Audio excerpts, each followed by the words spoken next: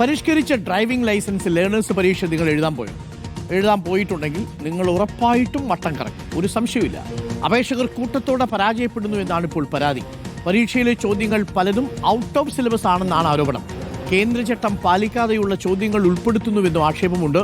Transport കമ്മീഷണർക്ക് INTUC പരാതി നൽകിയിട്ടുണ്ട്. പ്രതികരണം ഒന്ന് കേൾക്കാം.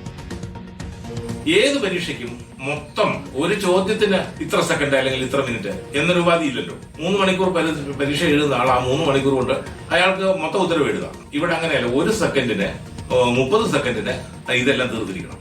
ഇതെല്ലാം വിചിത്രമായ സംഗതികളാണ്.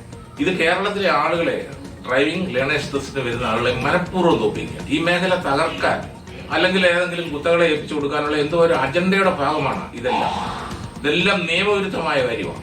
സെൻട്രൽ മോട്ടോർ വെഹിക്കിൾസ് ആക്ടിന് എതിരാണ് ഇത് മുഴുവൻ. മോട്ടോർ വെഹിക്കിൾസ് സെൻട്രൽ ആക്ട് 11 പ്രകാരം, അതിന്റെ റൂൾസ് പ്രകാരം ഈ ലേണേഴ്സ് ടെസ്റ്റ് എങ്ങനെ നടത്തണം എന്നതിനെ സംബന്ധിച്ച് വളരെ വ്യക്തമായ നിബന്ധനകളുണ്ട്. ക്വസ്റ്റ്യൻസ് എല്ലാം ഡയറക്റ്റ് ആയിരിക്കും. ആ ക്വസ്റ്റ്യൻസ് ട്രാഫിക് സിഗ്നൽസും ട്രാഫിക് റൂൾസുമായി ബന്ധപ്പെട്ടതായിരിക്കണം. ഇവിടെ ഇപ്പൊ ഇൻഡയറക്റ്റ് ക്വസ്റ്റ്യൻസ് ആ മുഴുവൻ ചോദിക്കുന്നത്. അഷിഡിയാഗോ ഉണ്ട്. അഷിഡിയാഗോ, അപേക്ഷകരെ വട്ടം കറക്കുകയാണോ? എട്ടെടുക്കുക എന്നൊക്കെ പറയുന്നത് പോലെ ഭിക്ഷ എന്നൊക്കെ പറയുന്നത്?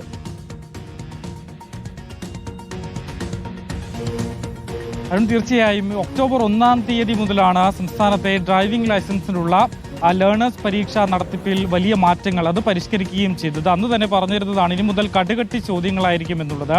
ഈ ചോദ്യങ്ങൾ മാത്രമല്ല, ഈ ഓപ്ഷനുകളുടെ എണ്ണം വർദ്ധിപ്പിച്ചു, ഈ ഉത്തരം നൽകേണ്ട സമയം കുറച്ചു, അങ്ങനെ പലതരത്തിലുള്ള മാറ്റങ്ങൾ കൊണ്ടുവരികയും ചെയ്തിട്ടുണ്ട്. അതിനുശേഷം ഏതാണ്ട് 1 മാസത്തോട് അടുക്കുമ്പോഴാണ് ഇപ്പോൾ ഈ ഒരു സംഭവം, അതായത് ഈ 80%, അതായത് ഈ പരിഷ്കരണത്തിന് ശേഷം അപേക്ഷകർ നൽകിയിട്ടുള്ള 80% ആളുകളും ഈ പരീക്ഷയിൽ തോൽക്കുന്നു എന്നുള്ളതാണ്. ഇതിന് ഏറ്റവും പ്രധാനപ്പെട്ട കാരണമായി പറയുന്നതിൽ ഒന്ന് ഔട്ട് ഓഫ് സിലബസ് ചോദ്യങ്ങളാണ് ചോദിക്കുന്നത് അത്രയും എന്നുള്ളതാണ്. നേരത്തെ ഇദ്ദേഹം സൂചിപ്പിച്ച പോലെ തന്നെയാണ് motor vehicle 89, central motor vehicle act 89 പ്രകാരം 3 കാര്യങ്ങളുണ്ട്. ഒന്ന്, റൂൾ നമ്പർ 11 ആണ്, ഉപ നിയമങ്ങളായിട്ടുള്ള 2, 3, 4. ഇതിൽ കൃത്യമായി തന്നെ പറയുന്നുണ്ട് ലേണേഴ്സ് പരീക്ഷകൾ എത്തരത്തിലുള്ള ചോദ്യങ്ങളാണ് ഉൾപ്പെടുത്തേണ്ടത്, എങ്ങനെയാണ് ഈ പരീക്ഷകൾ നടത്തേണ്ടത് എന്ന് കൃത്യമായി തന്നെ ഇതിൽ പറയുന്നുണ്ട്. പക്ഷേ ഈ കേന്ദ്ര ചട്ടങ്ങൾ പാലിക്കാതെയുള്ള ചോദ്യങ്ങളാണ് നിലവിലിപ്പോൾ ഈ പരീക്ഷകളിൽ ഉൾപ്പെടുത്തിയിരിക്കുന്നത് എന്നുള്ളതാണ് ഏറ്റവും പ്രധാനപ്പെട്ട ആരോപണം. അതായത് നിലവിൽ ട്രാഫിക് സിഗ്നലുകളെ കുറിച്ചും അല്ലെങ്കിൽ റോഡിൽ ട്രാഫിക് നിയമങ്ങൾ കുറിച്ചും മാത്രമല്ല, റെയിൽവേ ക്രോസിംഗ് ഒക്കെ കടക്കുമ്പോൾ അല്ലെങ്കിൽ ബ്രിഡ്ജ് കടക്കുമ്പോൾ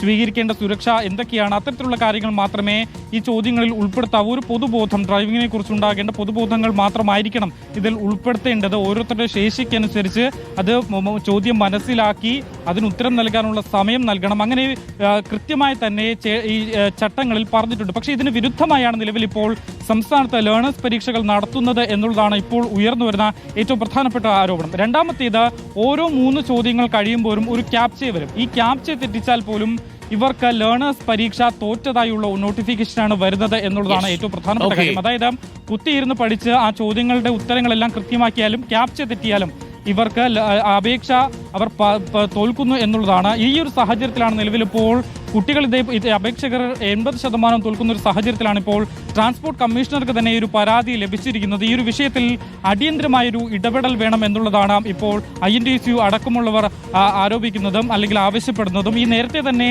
ഈ പരീക്ഷാ നടത്തിപ്പിന്റെ രീതികൾ ഉണ്ടായ മാറ്റം വലിയ തരത്തിൽ വിമർശനങ്ങൾക്ക് വകവെച്ചിരുന്നു. എന്തായാലും ചോദ്യങ്ങൾ ഔട്ട് ഓഫ് സിലബസ് ആണെന്ന് പറയുന്നു, വളച്ചൊടിച്ച ചോദ്യങ്ങൾ ഉണ്ട് എന്ന് പറയുന്നു. ഇത്ര എഴുതുന്നുണ്ട് എന്നാണ് മനസ്സിലാക്കുന്നത്.